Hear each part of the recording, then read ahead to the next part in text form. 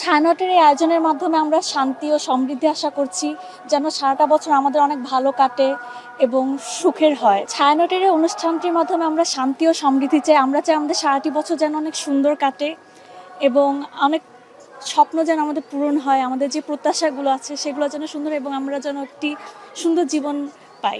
দৈনন্দিন যে জীবনটা, সেই জীবনের যেই ক্লান্তি সেটা দূর হোক, এটাও চাই।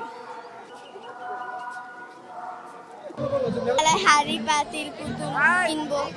আমি আজকে অনেক কিছু করবো। আমি আমার বাবার সাথে এসেছি, আজকে আমি অনেক খুশি হয়েছি আমার বাবার সাথে এসে।